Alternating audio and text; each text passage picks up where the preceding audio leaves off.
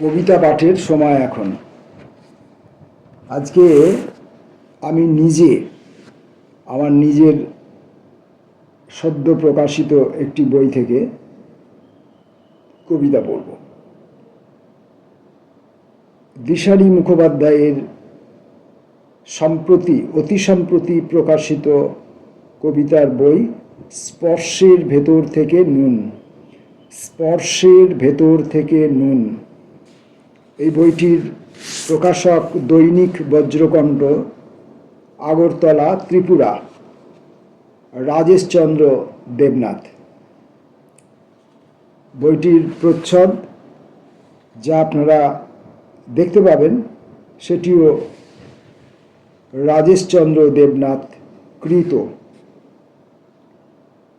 বইটি এই মাসেই 2026-এর এপ্রিলেই আগরতলা, ত্রিপুরা থেকে প্রকাশিত। আবার এই বইটির উৎসর্গ পরাণ সখা বন্ধু হে আমার।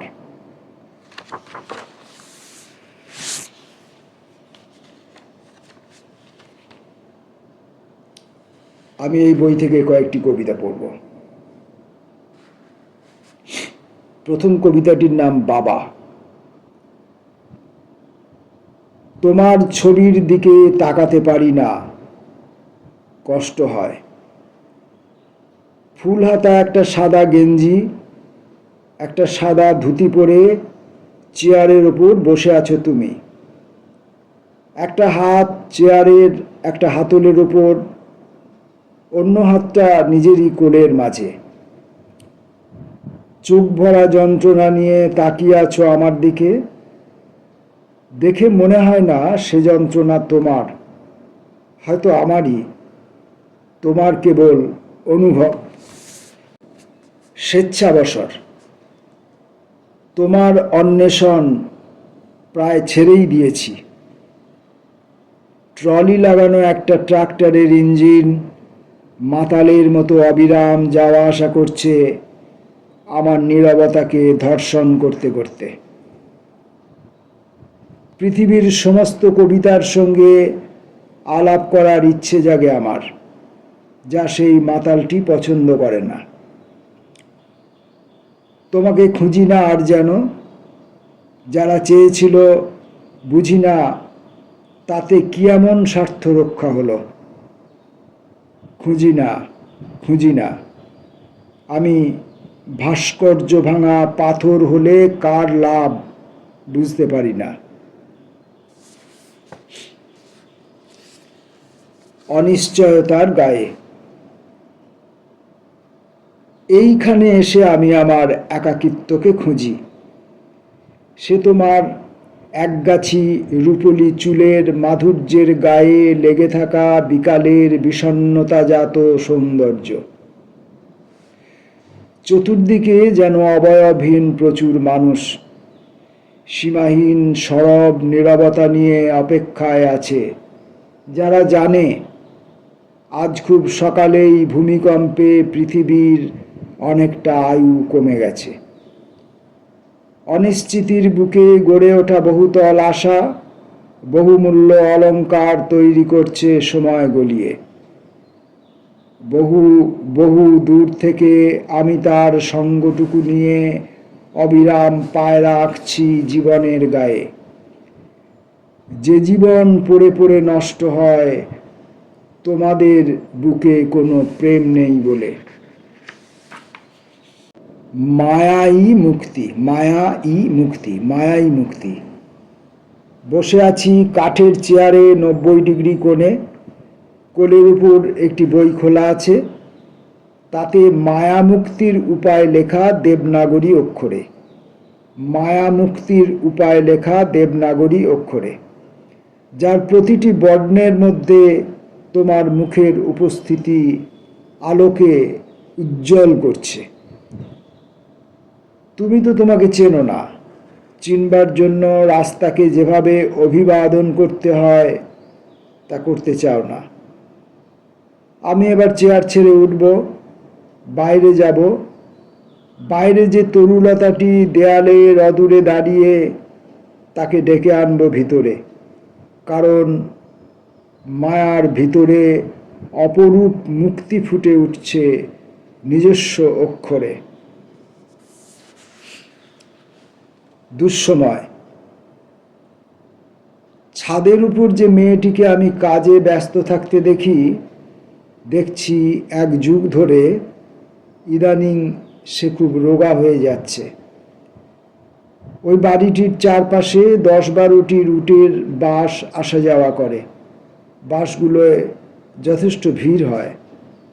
মেয়েটির বাড়িতে আর কাউকে আসতে দেখি না, সেও আর এক যুগ।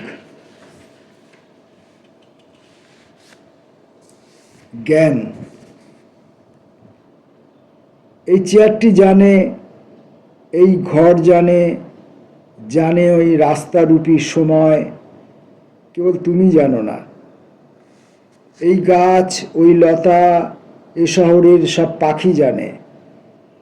ওরা যে জানে তা তুমি জানো না। প্লুটো জানে, ওর প্রতিবেশীরা সকলেই জানে বলে। নর্দমার পোকারা জানে, সাফাই করার সময় যাদের সঙ্গে আমার কথা হয়, কেবল তুমি জানো না। কাল আমি থাকবো না, জানে এই কথা সকলেই, কেবল জানো না তুমি। সময়ের লেখচিত্রে তুমি বলে কোনো কিছু নেই। মৃত্যু। রাস্তায় আর বার হতে পারে না লোকটা। পৃথিবীতে কোথাও কোনো নতুন গাছ জন্মালো কিনা জানতে পারে না। লোকটা বুড়ো হয়ে গেছে। তাকে দেখে ছাইও নিজের সার্বত্তা বোধে স্ফীত হয়ে ওঠে। লোকটা বার হতে পারে না রাস্তায়। কোথায় পা ফেলবে?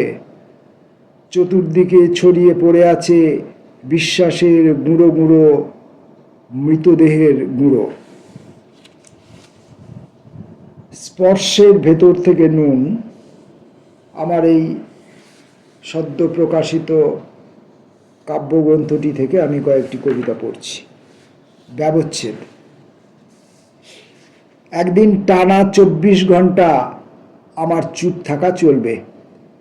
সেদিনের বাকি সময়টুকু লাল পাতার কাছে, সবুজ পাতার কাছে, শুকনো পাতার কাছে কিছু কিছু ব্যক্তিগত কথা বলবো। জানি তাতে কিছু কিছু মানুষের কিছু কিছু সমস্যা হবে। সেসব সমস্যা নিয়ে তারা উপন্যাস লিখবে।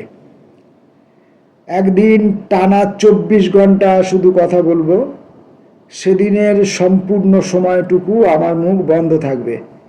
ছোট ছোট পিঁপড়ের সঙ্গে, বর্ষার শামুকের সঙ্গে, আর ফটোগ্রাফির কোকিলের সঙ্গে নীরবতা পালন করব মদের গেলাসে।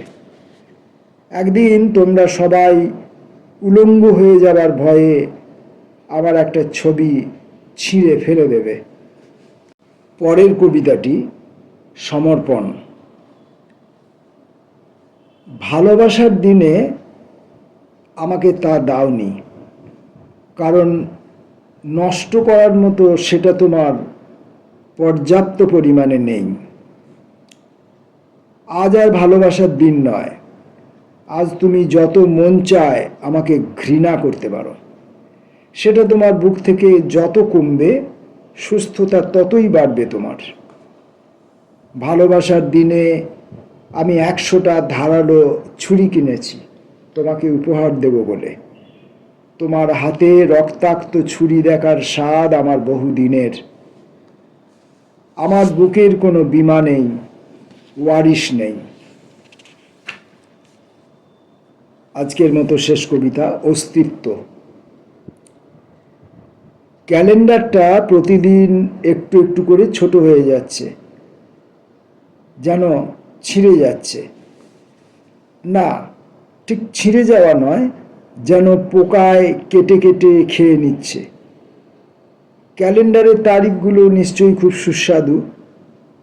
হাল আমলের বাঙালির চিকেন প্রেমিক যুব সমাজ কি জানে মুরগির মাংসের চেয়েও জীবনের দিনগুলোর স্বাদ অনেক অনেক বেশি। দরজা না খোলার জেদ ধরে আর বসে থেকো না। রক্তাক্ত ক্যালেন্ডারের দিকে তাকিয়ে দেখো, তাতে আর কয়েকটা মাত্র তারিখ দুরু দুরু বুকে বেঁচে রয়েছে। নমস্কার।